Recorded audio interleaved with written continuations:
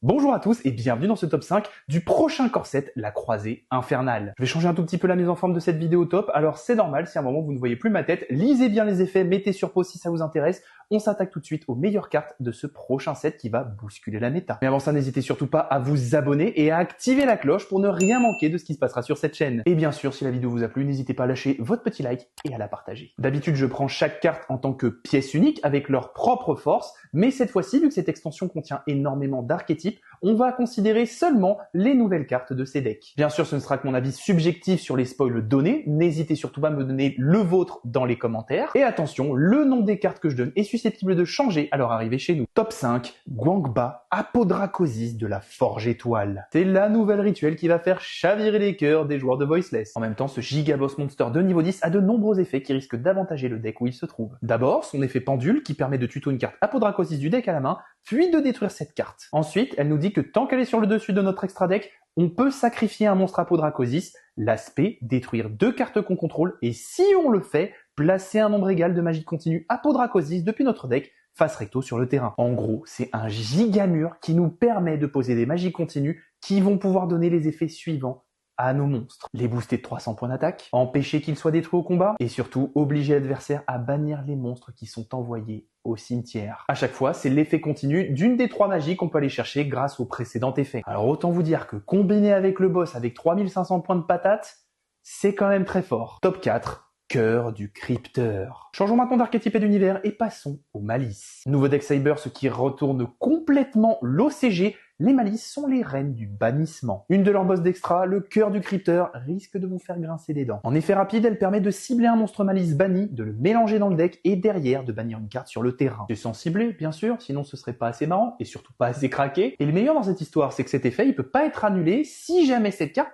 pointe un monstre. Mais ce n'est pas fini parce que si cette carte est bannie, on peut payer 900 points de vie et en échange, on va la réinvoquer spécialement et si on le fait, son attaque est doublée. Gestion plus potentiel dans TK, ça commence à faire beaucoup. Mais ce n'est pas la seule arme du deck, loin de là, parce qu'on a top 3, Chat de Cheshire. Ça par exemple, c'est du gros calibre. Tant qu'un monstre lien à la pointe, tous les monstres détruits au combat avec ce même monstre lien sont bannis à la place. Ça déjà, vous allez me dire, c'est vraiment pas mal, mais c'est pas du tout le meilleur effet de la carte. Non, le truc qui tue, c'est qu'elle nous permet, en échange du bannissement d'une carte Malice, depuis notre main, de piocher 2 cartes. Je l'ai mis en 3e place de ce top, uniquement à cause de cet effet. Sérieux, c'est un pot de cupidité archétypé. N'oubliez pas au passage que les monstres Malice peuvent se respect en échange de quelques points de vie, donc pas de gâchis. C'est surtout que c'est bannir une carte Malice, donc si avec cet effet vous bannissez un piège, ça permet de débloquer un petit peu plus la condition pour que tous vos monstres Malice gagnent 3000 points d'attaque. Ça, c'est grâce au terrain de l'archétype. Je vous le présente pas dans ce top, mais ça aussi c'est une très bonne carte. Bon, je parle, parce que ça me hype beaucoup cet archétype, mais il lui reste encore un effet à cette carte.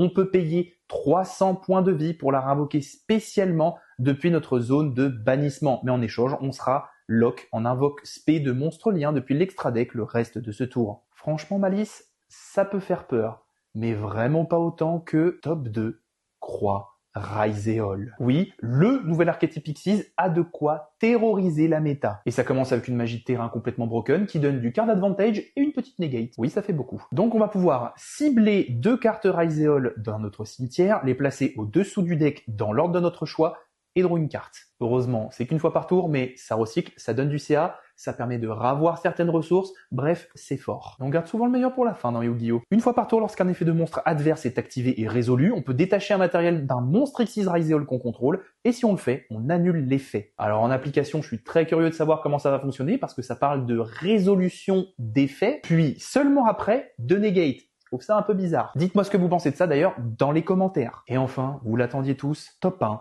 Détonamore Raizeol. C'est vraiment le gigaboss du deck qui risque de poser de gros problèmes à votre adversaire. Il nous réclame 2 monstres Raizeol de niveau 4, mais en échange, il nous permet, en effet rapide, de lui détacher un matériel, puis de cibler une carte sur le terrain et la détruire. Et précision, ce n'est pas une fois par tour. Ce sont seulement les effets d'après qui sont limités à une fois par tour. Qu'est-ce que vous avez encore foutu, Konami? En même temps, vous allez vite comprendre, le premier effet utilisable qu'une fois par tour, c'est de pouvoir attacher n'importe quel monstre de notre cimetière à cette carte comme matériel. Et le deuxième, en complémentarité, permet de détacher un matériel de ce monstre si un ou plusieurs monstres Xyz vont être détruits au combat ou par effet. À lui seul, il fait de la gestion de fou et de la protection de fou. C'est normal qu'il pose problème. Vous comprenez maintenant pourquoi peut-être c'est le numéro 1 de ce top. Et vous, quelles sont les cartes qui vous ont marqué dans cette extension? À vos commentaires et je vous dis à très bientôt dans une prochaine vidéo. C'était Slifer.